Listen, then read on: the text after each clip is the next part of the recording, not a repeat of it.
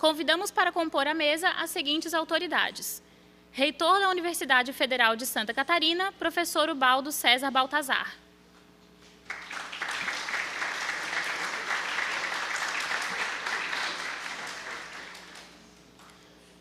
Chamamos também os seguintes membros do Instituto Memória e Direitos Humanos: professor Jean-Marie Farines, do Centro Tecnológico;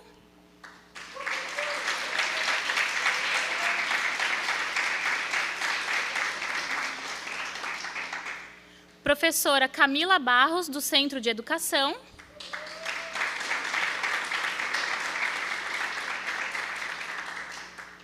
professora Luana Renostro Heinen, do Centro de Ciências Jurídicas;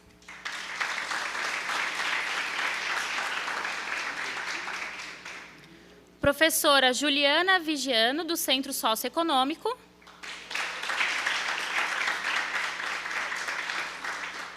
e professora Renata Padilha, do Centro de Filosofia e Ciências Humanas.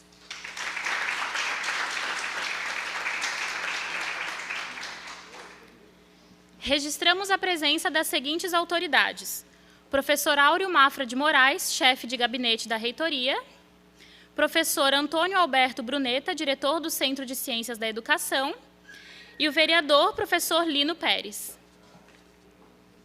Registramos também o recebimento de um ofício do movimento MP Mulheres Santa Catarina, que parabeniza a iniciativa de criação do Instituto Memória e Direitos Humanos e coloca-se à disposição para a realização de parcerias em projetos e atividades nos quais exista comunhão de propósitos entre o Instituto e o movimento, especialmente no que se refere aos direitos das mulheres. Para o seu pronunciamento, convidamos o reitor da Universidade Federal de Santa Catarina, professor Ubaldo César Baltazar.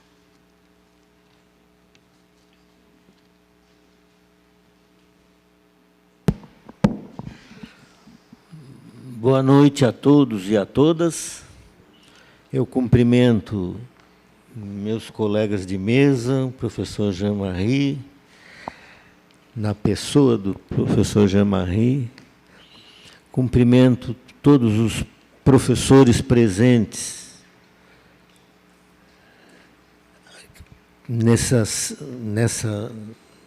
lançamento do Instituto Memória e Direitos Humanos, que é fruto de um trabalho que eu posso dizer que ajudei, num certo sentido, porque participei da comissão Memória e Verdade da UFSC a partir de 2015. Foi 2015 que foi constituída a Comissão Memória e Verdade da UFSC para apurar as violações aos direitos humanos cometidos no período 64-79. É isso. Até 85. A ditadura foi até 85. Estou eu aqui engolindo alguns anos. Bom, esse lançamento hoje é fruto de um trabalho, portanto, de em torno de 4 anos, de 2015, quando foi constituída a comissão. E não precisa destacar aqui a importância do Instituto, como está sendo pensado, para não deixar esquecer, para que não esqueçamos tudo o período difícil que passamos na época da ditadura. O trabalho da comissão foi um trabalho exaustivo. Ela, em princípio, nós iríamos trabalhar por 1 ano. Foi pedido renovação e renovação. Ano passado foi entregue pela comissão o relatório final com tudo quase tudo, porque tem coisas que ainda virão, com o trabalho agora do Instituto. Vejam que nós trabalhamos num período que nós imaginávamos não iria se repetir mais nesse país. Porque é impossível passar de novo por tudo que passamos entre 64 e 85, pois nós estamos passando. É isso que é o lado triste da história, é reconhecer que nós estamos vivendo um momento político muito semelhante ao período de 64, 85, mas com, não vou dizer nenhuma novidade aqui, com uma diferença. Lá houve um golpe de Estado. E aqui houve uma eleição dita democrática. Ou seja, nós estamos vivendo um período difícil. Eu tenho dito, eu acho que eu serei o reitor campeão em PADs. Os processos administrativos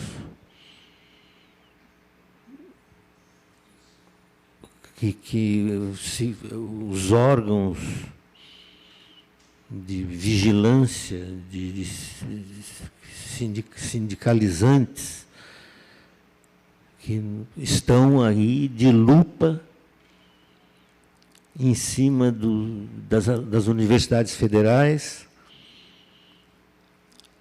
Cada dia é um drama, a gente não sabe o que vai enfrentar no começo do dia, e no final do dia a gente está esgotado,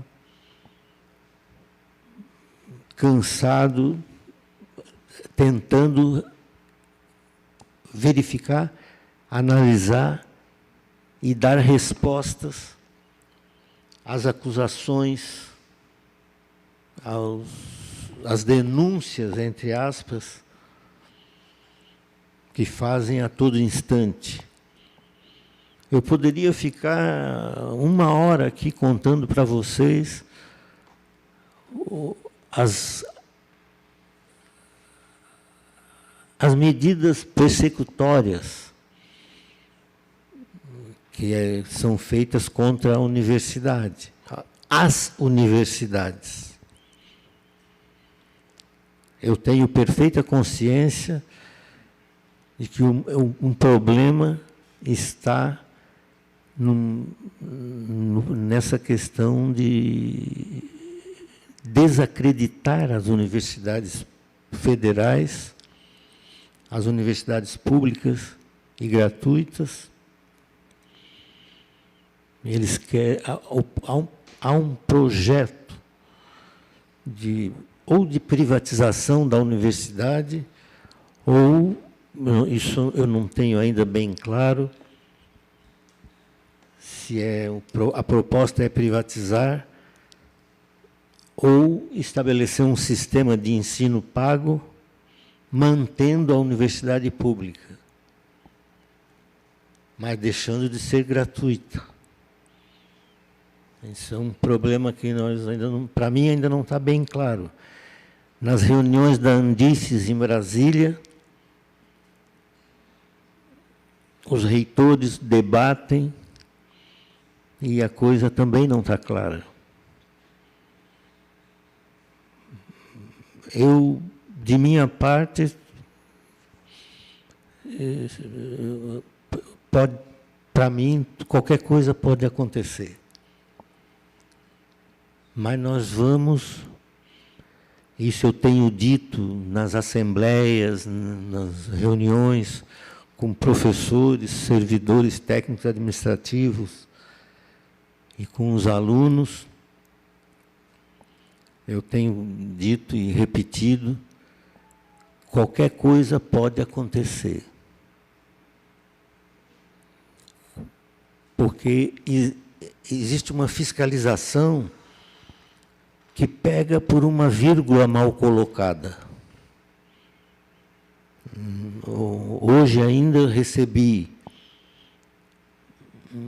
por parte da CESU, Secretaria de Ensino Superior do MEC, um e-mail que eu contava para a Luana, inclusive agora ali, uma coisa interessante. Alguém filmou o meu discurso na posse do Sintufsky aqui semana passada, onde eu fiz críticas genéricas, nenhuma novidade, a mídia está colocando isso o tempo todo. Há um ministro da Educação que não respeita a liturgia do cargo. Eu disse alguma novidade? A mídia está colocando isso a todo instante. E o indivíduo encaminha um link com um trecho do discurso pedindo para o MEC intervir na universidade. Porque eu critiquei uma autoridade pública. Eu acho fantástico. Vou mudar o meu discurso? Não vou mudar o meu discurso. Enquanto eu estou falando coisas que são públicas e notórias, eu não tenho por que mudar o discurso. Mas eu acho que nós vamos ganhar essa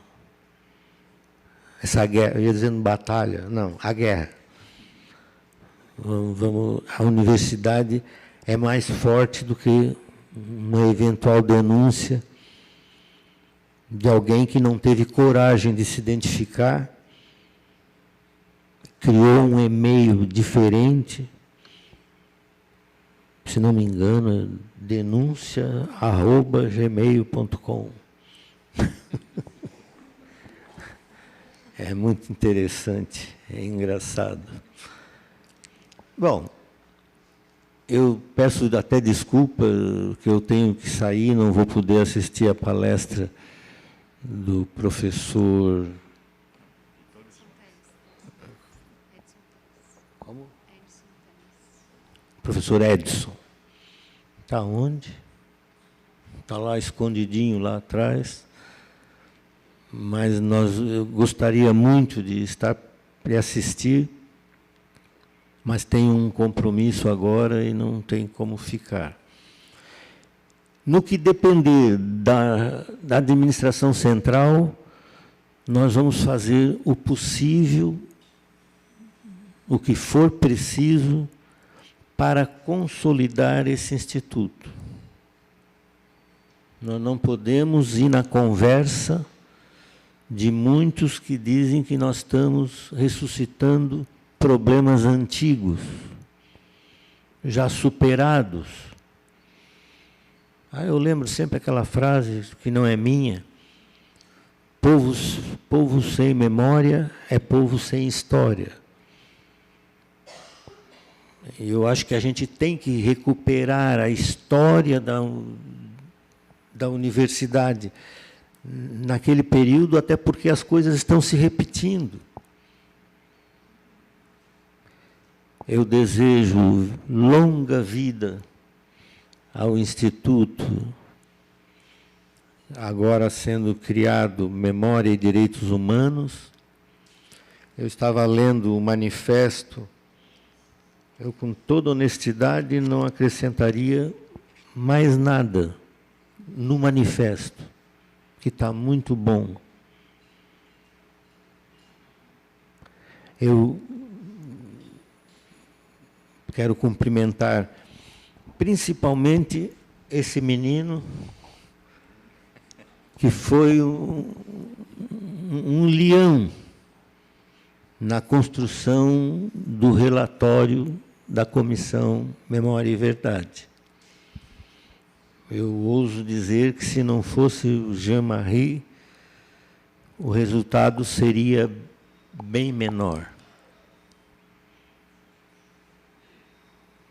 Eu cumprimento a todos e espero que seja uma noite agradável, com um aprendizado, com uma recuperação da memória da universidade. Deu. Muitíssimo obrigado.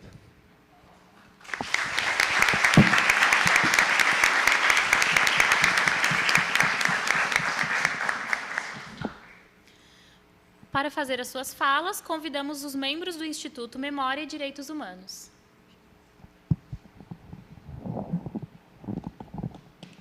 Muito obrigado, reitor Ubaldo.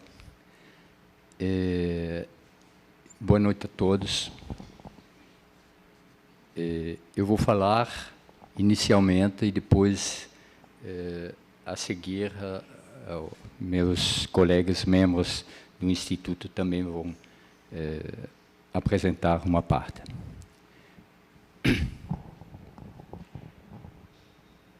21 de setembro, Agatha Vitória Salas Felix, 8 anos, morreu de tiro nas costas durante uma intervenção da Polícia Militar do Rio, no Complexo Alemão. 26 de julho de 2019. 31º feminicídio registrado em Santa Catarina. 38 no dia de hoje. No Brasil, em 2018, 1.206 casos, 1 a cada 8 horas. 51.589 assassinatos no Brasil em 2018.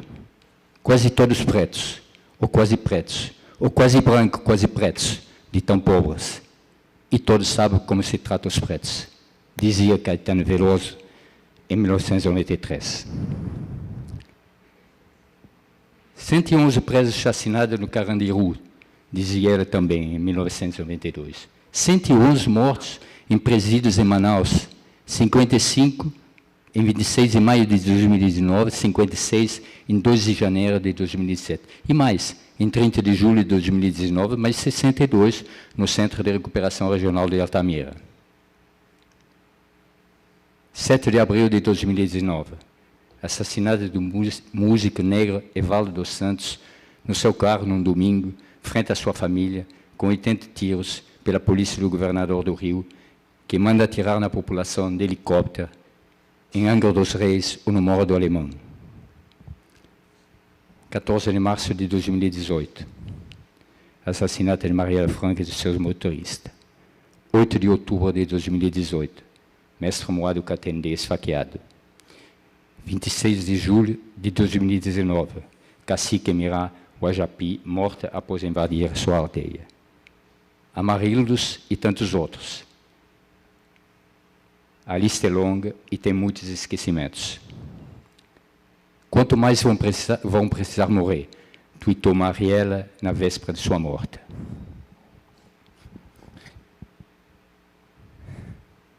A violência e a exclusão sempre foram uma constante no país, mas agora estão sendo banalizadas, incentivadas e até aprovadas por parte da população. Enquanto isso, no mundo todo constrói-se muros, cercos, fronteiras, guetos, impedindo a livre circulação das pessoas entre países e dentro do próprio país, alegando a defesa da nacionalidade, da cultura, da raça. A raça, que vence isso? Da economia, do bem-estar. Enquanto os capitais e as mercadorias circulam, aumentando as desigualdades e suas consequências. No mundo todo, exclui-se seres humanos em vez de integrá-los, de incluí-los. Crescem as desigualdades, a miséria, a fome, as crises climáticas, os conflitos armados internos ou externos e seus consequentes fluxos de refugiados devido a essas causas. A exclusão e a violência não poderão ser a solução a essas crises globais. O futuro da humanidade dependerá da diversidade de suas culturas e seus saberes, da solidariedade entre os povos e entre os homens. Numa palavra, da fraternidade. Entretanto, hoje ainda nos encontramos num país e num mundo de violência exacerbada, de crenças religiosas querendo substituir o conhecimento cultural e científico de violência contra os índios, os negros, os refugiados, as mulheres, os LGBTs e todas as minorias. Hoje é momento de resistência, a cada dia, em cada esquina, em cada trincheira. Mas também é tempo de construção. O Instituto Memória e Direitos Humanos e MDH da UFSC pretende ser apenas uma pequena contribuição, uma peça, uma engrenagem nessa rede em defesa dos direitos humanos. No Espaço Brasil, ajudar a construir, conservar e divulgar uma memória sobre as ditaduras brasileiras, a ditadura civil e militar de 64, a do Estado Novo de 37, mas também sobre a história ocultada dos indígenas, dos negros e das minorias no Brasil, será o muro de arrimo do Instituto Memória e Direitos Humanos da UFSC que está sendo criado.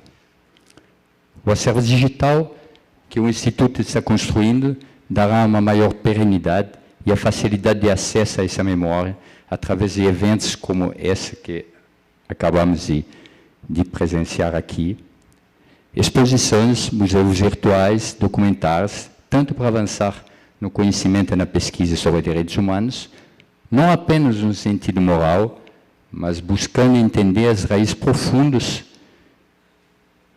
quanto para ajudar na formação de novas gerações em contraponto às inverdades e ao esquecimento. Fortalecer a memória do passado, o Instituto MDH se dispõe também, junto com outros atores, organizações não governamentais, universitários, parlamentares, judiciária, imprensa, órgãos governamentais, em ser um observatório das violações dos direitos humanos, hoje no Brasil, e mais especificamente em Santa Catarina, para denunciá-las, proteger e apoiar as vítimas dessas. Esses são os principais objetivos do Instituto Memória e Direitos Humanos, IBDH da UFSC, que está sendo lançado hoje. Vamos agora, rapidamente, apresentar o histórico e a filiação do Instituto, seus objetivos e sua organização. Esse Instituto, ele surge...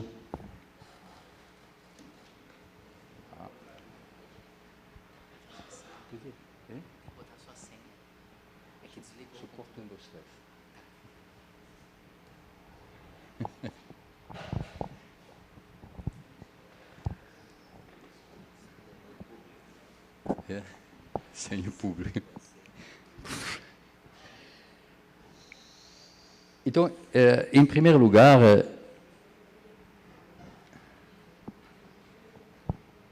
preciso ligar.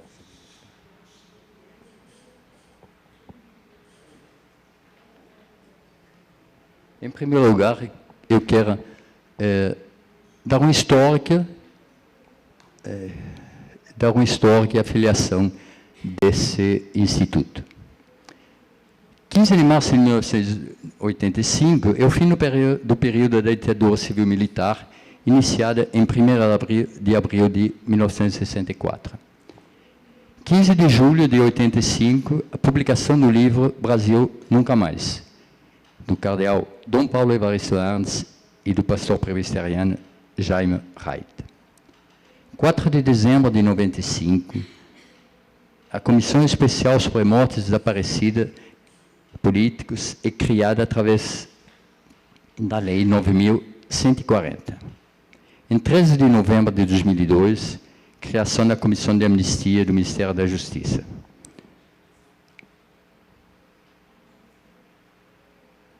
Março de 2005, criação do Memorial dos Direitos Humanos do Laboratório Lastro, do Centro de Filosofia e Ciências Humanas da UFSC, coordenado pelo professor Fernando Ponta.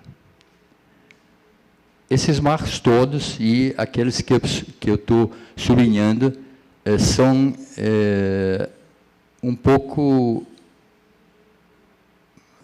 a origem desse instituto. Em 2007, tem um projeto memorial catarinense dos direitos humanos, intitulado Tema Direito à Memória, a História e a Verdade, que é proposto pela ALESC, pela UFSC e pela UDESC. Acabou não indo para frente. Né? Mas, dentro do folder, dá para ler o seguinte: o memorial expressa um compromisso contra o autoritarismo como o melhor dos caminhos para que, com a informação e a consequente formação, as gerações do presente e do futuro elaborem e vivam seus projetos. Diz também, o memorial busca diminuir a dívida do país com sua história e impedir que o esquecimento torne oculta a face autoritária e propicie o falseamento dos fatos. Infelizmente, não teve, esse projeto não foi para frente. –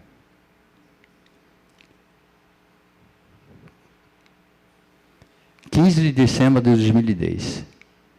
Condenação pela Corte Interamericana dos Direitos Humanos da Organização dos Estados Americanos, OEA, do Brasil, pelo desaparecimento de 62 militantes de esquerda na guerrilha do Araguaia.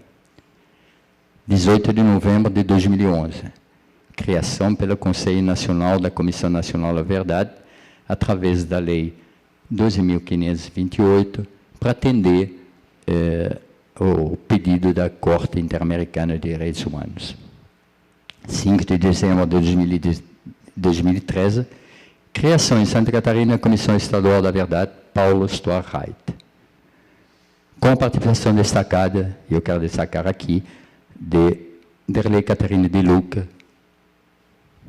do coletivo catarinense Memória, Verdade e Justiça. Também sublinhado como um pouco a nossa filiação. 20 de novembro de 2014, entrega do relatório final da Comissão Estadual. 10 de dezembro de 2014, entrega do relatório final da Comissão Nacional. 16 de dezembro, agora internamente aqui, 16 de dezembro de 2014, criação pelo Conselho Universitário da UFSC da Comissão Memória e Verdade, através da resolução normativa do Conselho Universitário, votada por unanimidade.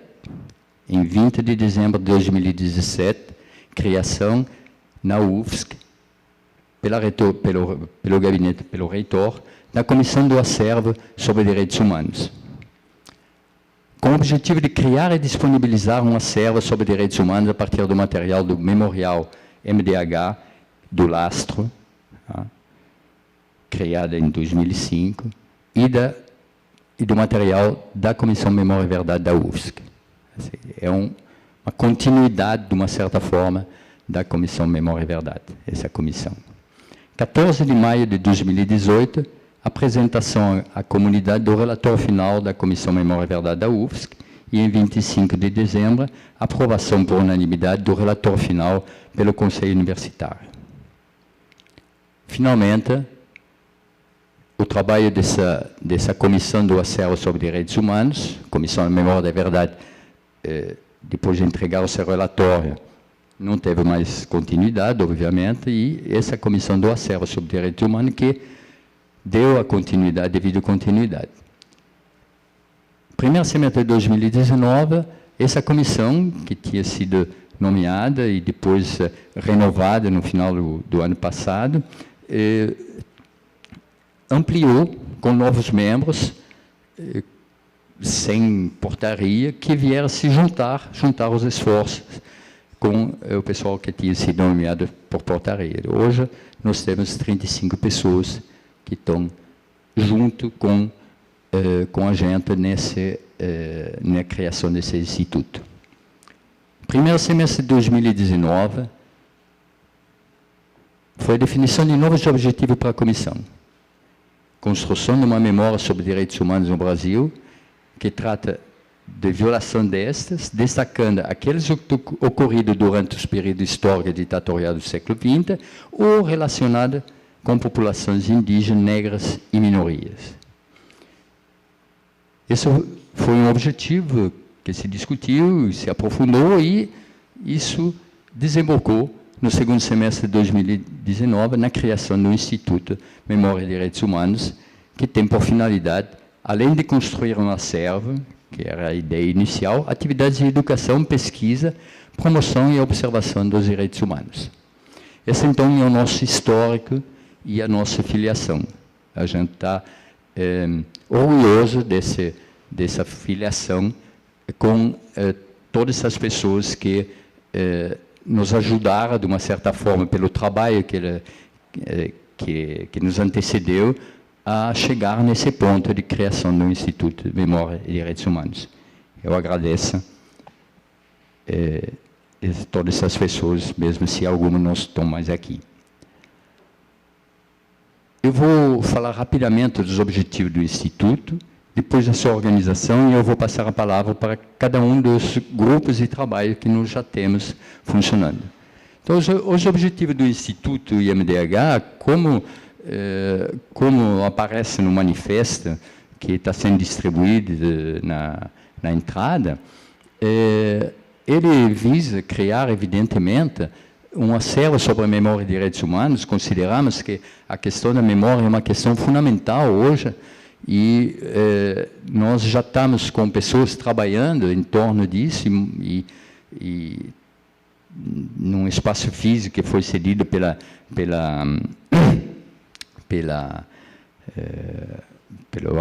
arquivo central da universidade, né?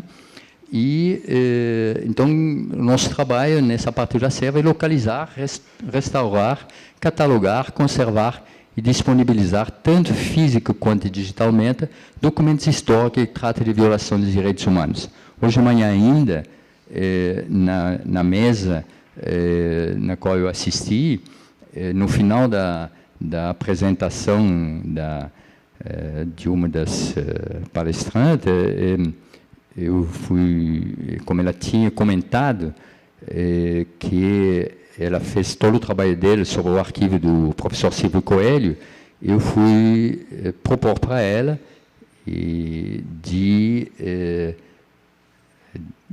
eu sei que os arquivos do professor Silvio Coelho são muito valiosos e se encontram hoje numa situação, como ela me comentou, um pouco periclitante, com danos no dia a dia. Eu fui propor de incluir esse material dentro do Instituto, o que foi muito bem recebido. Então, também, só para informar, é a questão da ditadura militar, mas também de outras violações. E nesse encontro nós percebemos isso, um encontro que teve 56 trabalhos propostos e desses 42 aceitos, e a gente viu que em vários campos, em vários momentos da história do Brasil, teve violações fortes de direitos humanos, não somente durante a ditadura, mas depois da ditadura também, e isso nos motiva ainda mais a tornar mais ampla aquela ideia inicial que se tinha do acervo. Com esse acervo, baseado e ancorado nesse acervo, a gente pretende também fazer um trabalho de educação e pesquisa em direitos humanos, promovendo programas de formação e especialização em direitos humanos e incentivando pesquisas sobre essa temática. E terceiro objetivo é da criação de um observatório para recolher informações, receber denúncias de violação de direitos humanos e propiciar apoio e proteção a vítimas dessas violações. Nós não estamos pretendendo, com isso, substituir nenhum organismo já existente, mas se somar nesses organismos. E, dentro disso aí, também promover eventos, seminários, simpósios, exposições e intercâmbios em temáticas associadas à defesa dos direitos humanos. O Instituto, ele se caracteriza pela sua interdisciplinaridade, ele vai ser vinculado a um centro de ensino, ou talvez a vários centros de ensino, por que não? A gente poderia inovar aí. Por que eu digo isso? Porque nós temos atualmente pessoas de pelo menos 4 ou 5 centros de ensino que estão participando do Instituto e estão participando com o mesmo afinco. E ele tem como característica também a participação de professores, servidores técnicos, administrativos e estudantes. A estrutura organizacional ela é bem simples, um colegiado pleno composto de todos os membros do Instituto, para definir as políticas e atividades do Instituto, e uma diretoria executiva. Não há presidenta. Uma diretoria executiva de 3 membros, nomeada por 3 anos, com mudança da coordenação a cada ano, para poder organizar e executar, organizar a execução e fiscalização das atividades do Instituto. E grupos de trabalho para a execução das atividades do Instituto. Os grupos de trabalho que nós temos atualmente são esses: institucionalização e financiamento, esse é o mais complexo, GT de organização, implementação e apresentação do acervo, GT Educação e Direitos Humanos, GT Observatório de Direitos Humanos e GT Divulgação e Eventos. Agora vou passar a palavra a meus colegas.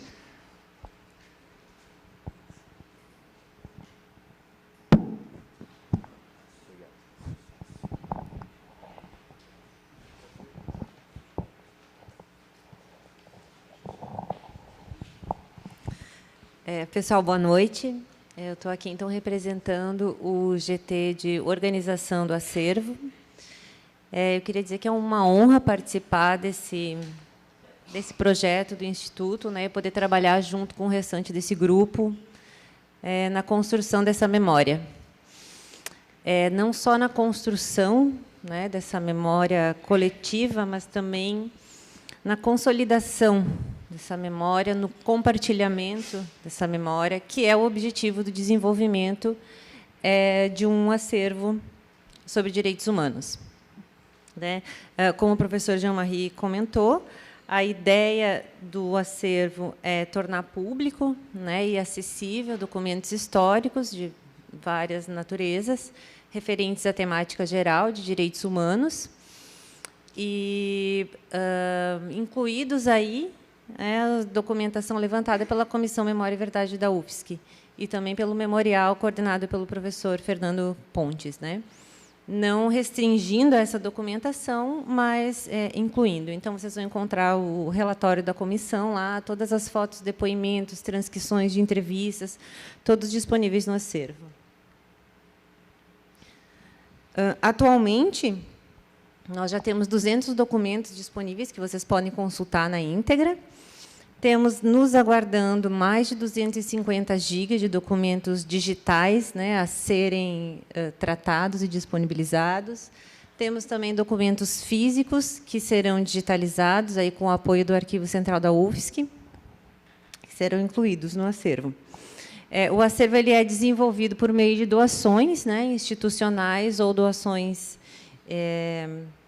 pessoais. Então, se vocês tiverem interesse em contribuir com o desenvolvimento desse acervo, pelo site vocês têm um formulário que podem entrar em contato com a Comissão de Desenvolvimento do Acervo, né, caso queiram mais informações sobre doações e outras informações. O site do acervo é memoriadireitoshumanos.ufsc.br. Essa é a carinha geral do acervo de direitos humanos. Nessa página inicial, vocês encontram um formulário para entrar em contato com a gente.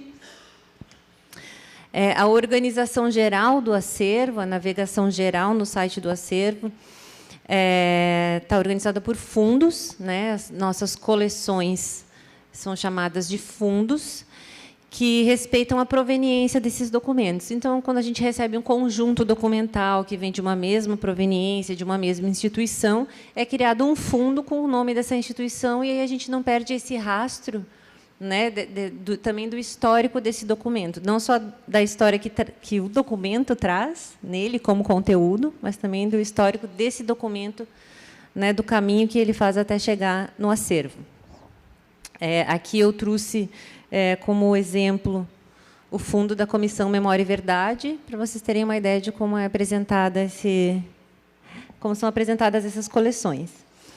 Também vocês podem navegar diretamente pelos itens, né? Vocês têm acesso na íntegra a todos esses documentos, a todos os textos, ou fazer busca por palavras-chave para recuperar os documentos pelos metadados de descrição. E, em breve, também a gente vai disponibilizar a busca texto na íntegra dos documentos. Então, vocês podem procurar dentro dos arquivos, dentro dos relatórios, né, dentro dos depoimentos, muita informação. Esse acervo está desenvolvido na plataforma Omeca, que utiliza, né, implementa aí todos os requisitos de repositórios digitais abertos, né, os metadados do Blincor, para facilitar o acesso.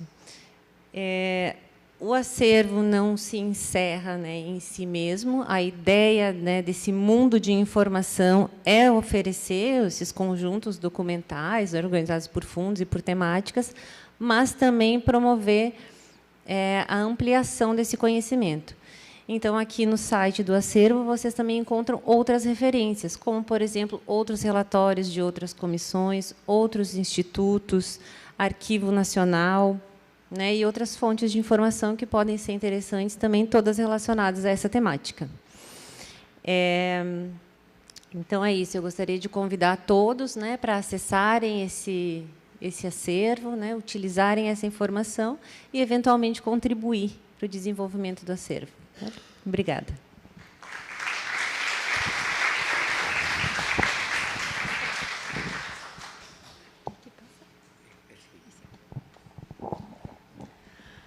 Boa noite a todos. Eu sou a professora Luana e, primeiramente, eu gostaria de agradecer à minha colega Clarissa, que foi a responsável por me convidar para ingressar nesse projeto. E, assim como disse a Camila, para mim é uma honra e uma alegria muito grande fazer parte desse projeto que une professores tão comprometidos com uma causa tão relevante que é essa da memória, né, e da luta contra as violações de direitos humanos. E agradecer também, especialmente, ao Jean-Marie, que está à frente desse projeto, né, e nos auxiliando na condução de todas essas atividades. Bom, me coube apresentar o grupo de trabalho da educação, que é um grupo de trabalho que tem sido construído por professores de diversos centros da UFSC. Então, nós temos professores do CTC, do Centro Socioeconômico, do Centro de Educação, do Centro de Filosofia e Ciências Humanas, também do Centro de Ciências Jurídicas, e também do Laboratório Interdisciplinar de Ensino de Filosofia e Sociologia, né, que é também, nesse caso, uma professora da rede pública de ensino, da rede estadual. E o grupo de trabalho de educação tem como proposta primordial a realização de atividades de educação em direitos humanos com a comunidade externa à UFSC, né, se consolidando como uma atividade de extensão. E a preocupação primordial, então, assim, é fomentar atividades permanentes de educação em direitos humanos que tanto permitam resgatar a história da violação de direitos humanos no Brasil, no período da ditadura militar, especialmente fazendo uso, então, de todo esse acervo que a Camila já nos disse que está sendo tratado e já tem uma parte disponível no site do memorial.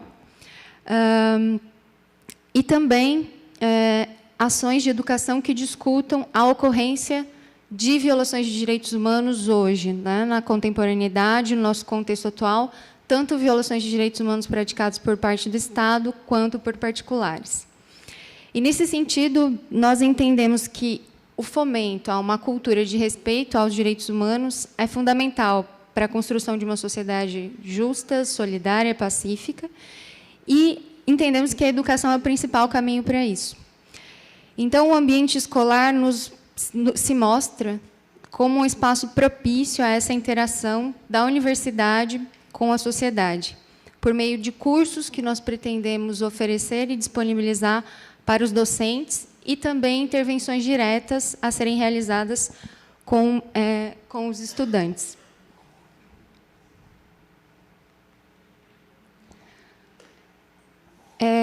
O grupo de trabalho, como eu já disse, ele é eminentemente interdisciplinar. Então, apesar de ser voltado para a educação em direitos humanos com público externo à universidade, nós congregamos professores de vários centros, né, e estamos abertos a vários trabalhos interdisciplinares.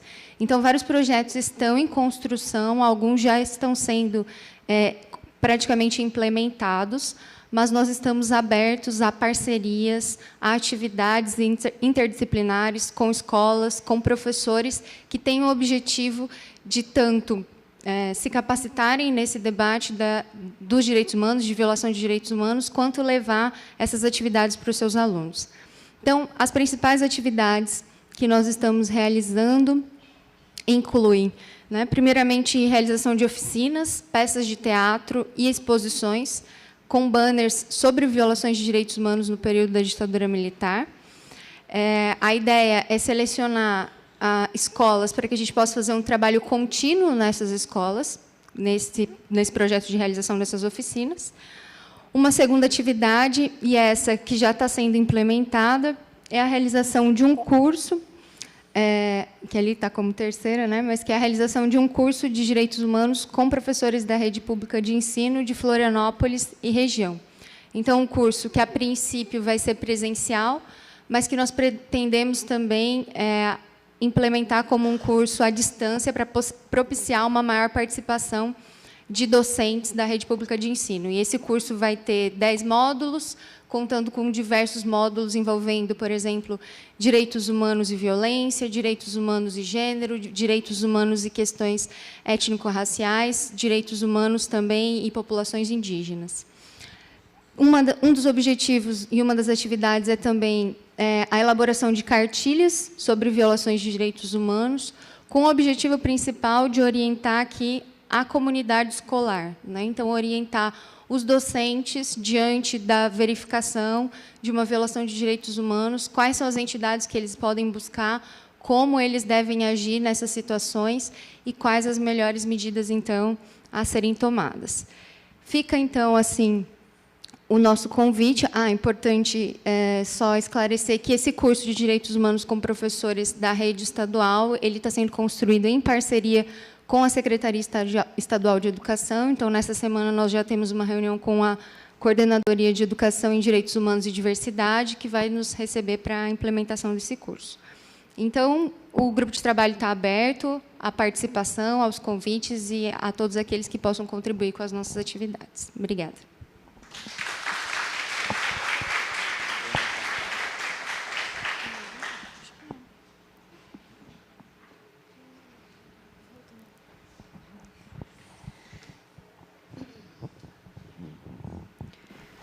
Então, boa noite a todos. Meu nome é Juliana Vigiano, eu sou professora do Departamento de Economia e Relações Internacionais aqui da UFSC. E também, antes de iniciar a apresentação do observatório, que, na verdade, eu estou só representando, sou um dos membros que participa do observatório, eu queria muito agradecer também, com a Luana, a Clarissa, que foi a pessoa que me convidou para participar desse instituto, e também ao Jean-Marie, que é, na verdade, a pessoa que realmente é o motor da construção do Instituto. E, para mim, é uma honra também participar, que eu tenho especial interesse pela questão dos direitos humanos, embora a minha pesquisa ainda não tenha se desenvolvido suficientemente nesse sentido, mas eu estou esperando que o Instituto seja o espaço onde isso possa ocorrer de fato. Então, eu vou falar um pouquinho sobre o Observatório de Direitos Humanos, que é um dos grupos de trabalho do Instituto, que acho que, frente aos demais grupos de trabalho, é o que está nos seus estágios mais iniciais ainda. Então, na verdade, o que a gente vai apresentar é uma proposta, uma ideia que a gente tem e que nós esperamos, ao longo desse semestre, conseguir estruturar melhor. E o objetivo central do observatório é, de fato, desenvolver atividades de pesquisa e de extensão na área de direitos humanos, sem nenhum tipo de restrição. E a ideia, então, é que as atividades de pesquisa elas sejam de caráter multidisciplinar e esperamos também interdisciplinares, com o propósito de produzir conhecimento de natureza acadêmica, mas também que tenham impacto, algum tipo de impacto social. E, na área da extensão, a gente espera poder desenvolver diversos tipos de atividades, mas, sobretudo, que nós consigamos consolidar algum tipo de rede de colaboração permanente entre as diversas entidades que trabalham com as atividades de direitos humanos, órgãos governamentais, e nós, enquanto universidade, consigamos encontrar um espaço de complementaridade, né, para poder contribuir com as ações e essas atividades que já estão sendo desenvolvidas. Então, a ideia, na verdade, é que, como todos os outros grupos do Instituto, né, o Observatório está aberto a qualquer pessoa que tenha interesse em participar. A ideia é que nós consigamos desenvolver diversas pesquisas e atividades de extensão em paralelo, né, não é ter nada concentrado, né, em um grupo ou em um tipo de atividade específica. E o que nós pensamos, né, inicialmente, como proposta, foram algumas atividades, né? A primeira atividade de extensão, que provavelmente é a atividade inicial com a qual a gente vai começar, que é essa de fazer um mapeamento de todas as instituições, inicialmente de Florianópolis, posteriormente de Santa Catarina, né? Que trabalhem com as questões de direitos humanos aqui na sociedade civil, e também as entidades estatais que tenham relação com essa temática, para que nós possamos encontrar esse espaço, começar a articular essa rede, e encontrar um espaço que pareça relevante para a gente trabalhar e que contribua, né, para essas ações que já estão sendo desenvolvidas. Uma outra iniciativa que nós pensamos e esperamos poder colocar em andamento é fazer um acompanhamento das ações que foram iniciadas pelo Ministério Público, né? Saber o que aconteceu com elas, em que ponto elas se encontram, e, de alguma forma, publicizar esses processos e, sobretudo, o andamento desses processos. Na parte de pesquisa, a gente pensou em começar um trabalho de identificar boas práticas desenvolvidas pelas defensorias nos países da América Latina, para desenvolver um manual de boas práticas, né, da América do Sul, da América Central e México, que possuem algumas afinidades e algumas diferenças na sua atuação, né. E também uma outra pesquisa associada a essa, que seria a de identificar mecanismos de transferência de conhecimento que ocorrem entre essas defensorias dos países aqui da América Central, do Sul e do México, né. A gente pretende, né, que o observatório consiga, mais para frente, conforme ele estiver mais estruturado, divulgar de maneira sistemática as atividades que o Instituto está desenvolvendo, né, que o Observatório está desenvolvendo dentro do Instituto. E, assim, a gente tinha uma ideia inicial, que a gente precisa de entender como seria possível de ser desenvolvida, na verdade, de ser colocada em prática, né, que era de ser um veículo também de monitoramento das diversas violações que ocorrem aqui, inicialmente, na nossa região. Então, acho que é basicamente isso. Nós também, como outros grupos, né, sobretudo o GT de Educação, também temos membros de diversos centros, né, do Centro Tecnológico, do Centro de Ciências Jurídicas, do Centro Socioeconômico, do Centro de Educação, do Centro de Filosofia e Ciências Humanas. Fica aberto, fica aqui o convite para quem quiser participar, seja da universidade ou de fora da universidade, para entrar em contato com a gente. Tudo ainda está nos seus passos iniciais, mas todos são bem-vindos para ajudar nesse processo de construção. Obrigada.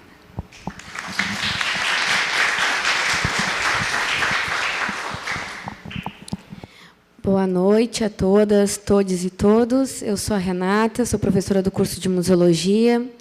Eu aqui vou representar, então, o GT de eventos, por gentileza.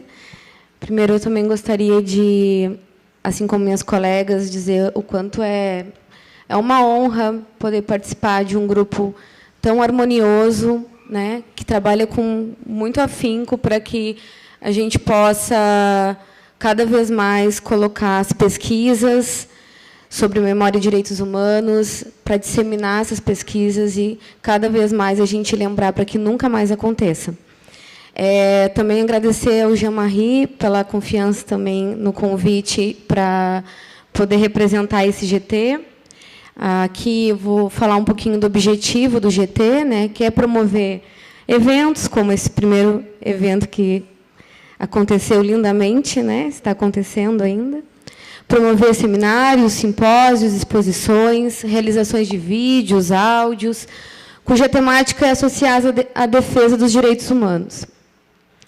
Entre as atividades que a gente vem desenvolvendo, né, e pensando são o primeiro encontro de memória e direitos humanos, né, a exposição física e fotográfica, que vocês já espero que tenham visto, mas que, se ainda não viram, convido todos para que possam prestigiar as exposições que estão ocorrendo ali no hall. E a exposição virtual, que é a que eu vim apresentar um pouco também hoje para vocês. Luísa, você pode ir ali no... está aqui comigo, né? Por favor, que eu não sei se... eu acho que... Então, a exposição virtual que a gente vai apresentar está denominada como a UFSC, a Ditadura Militar, Fatos e Personagens. É uma exposição que começou a ser concebida e elaborada em abril, então a gente está em 5 meses de elaboração dessa exposição. Pode colocar um pouquinho para cima, Luísa. A Luísa é nossa bolsista. A verdade, a Luísa é a pessoa que fez a exposição acontecer, então ela está aqui para auxiliar nessa apresentação. Também contar com a colaboração e coordenação da professora Tainá, que não pôde estar presente aqui hoje, né? Mas todos os membros da comissão fazem parte desse processo, com as pesquisas, com as discussões, com as apresentações. Nós iniciamos essa exposição, primeiro, antes de montar a exposição, com um estudo de públicos, que resultamos em 243 respondentes, onde a gente fez um panorama de públicos, de interessados, para compreender quem esses públicos que estão na rede, né, que utilizam dessas plataformas digitais, das redes sociais, conhecer quem são essas pessoas por trás dos computadores, né, o que eles pensam, o que eles consomem de bibliografia, de informação, de fonte. Então, nós fizemos primeiro essa pesquisa para que nos auxiliasse a pensar que tipo de narrativa nós íamos construir nessa exposição. Então, a narrativa da exposição ela tem o objetivo, né, de apresentar alguns acontecimentos, lugares e personagens que protagonizaram momentos de resistência em confronto direto com o Estado e a violência causada por ele no período da ditadura militar em Florianópolis. O relatório da comissão foi a nossa base, nossa fonte inicial, junto com o acervo digital, né? Lembrando que os GTs todos estão em diálogo constante, então, enquanto está sendo tratado o acervo digital, né, enquanto também o GT Educação também está pensando em materiais e formatos de trabalho, também está sendo pensado e sendo transposto aqui para a exposição virtual. Então, é um trabalho em conjunto. E, Luísa, você pode, por gentileza, apertar ali no nosso mapa de acontecimentos. Então, quando você clica no mapa de acontecimentos, nós estamos ainda... Essa plataforma é WordPress, ainda a gente está se habituando a ela, cada vez pensando na melhor forma de ser mais interativa. Isso foi uma das pesquisas que a gente fez no estudo de públicos. Audiovisual é importante, interatividade é importante, né? Então, aqui nós dividimos esse mapa por... Vocês podem ver aqui do lado os períodos e os personagens históricos. Ainda temos muitos outros, né? Aqui a gente está iniciando. Se você clica, por exemplo, no... Pode ser no fato... Pode estar. Esse é o 1968, né? Nós temos aqui, então, a parte do acervo digital, então, a fotografia e o acontecimento, inauguração do Instituto de Antropologia. Então, se você clica na imagem, você vai ver, é um material do acervo digital, né, do Instituto. Você vai poder, então, visualizar essa fonte. Pode, por gentileza, passar para o mapa de novo, Luísa. se a gente for pode ser nos personagens históricos. O Gil Brás. Ex-estudante Gil Brás de Lima, ex-estudante, um dos, se não o único estudante negro que esteve diretamente nesse período de confronto, de resistência, né? E que foi torturado, perseguido. Nós temos também um vídeo que em breve vai ser posto também, que é da ex-esposa, né? A viúva, né? do Gil Brás, que relata todo esse momento em que ele viveu. Pode colocar na imagem. Não tem a imagem, né? Agora, não sei se vai carregar. Mas, enfim, a ideia aqui é mostrar um pouco como é que está sendo desenvolvida essa exposição. Nós também pretendemos fazer uma aba com ações educativas, então, com jogos, quiz, inclusive para auxiliar, inclusive com o GT educativo, para pensar nas escolas, né, maneiras de a gente colocar essas pesquisas para disseminação, né, para conhecimento de todos, né, independente das gerações.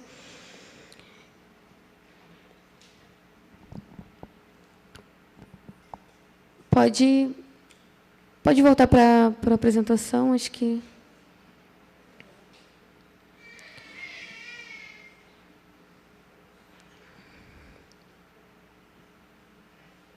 Então, nós utilizamos das pesquisas, acho que pode passar, que não já é o...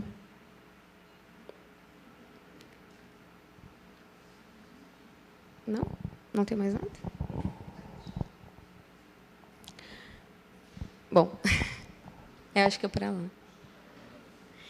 Mas, então, só para encerrar, né, a exposição virtual, eu quero mostrar para vocês aqui o e-mail para quem tem interesse em contribuir com pesquisas, porque nós estamos ainda alimentando a exposição. Tiveram vários trabalhos sendo apresentados, a gente tem muito interesse em que vocês nos procurem, né? A Luísa provavelmente vai atender os e-mails, se a gente conseguir mostrar aqui. Eu peço que contribuam conosco, entrem em contato. A ideia é que a gente ainda enche esse mapa, porque a gente sabe que tem muitos outros acontecimentos que ainda não foram inseridos ali. Então, é exposição, né? Cão, né? Exposicão, mdh@gmail.com. Vou pedir que deixem um pouquinho aqui para que possam anotar e entrar em contato conosco. A exposição virtual está nesse domínio, mas a gente vai inserir também no site do CMV, que vai fazer o link direto também com a exposição. Tá bom? Muito obrigada e um bom evento.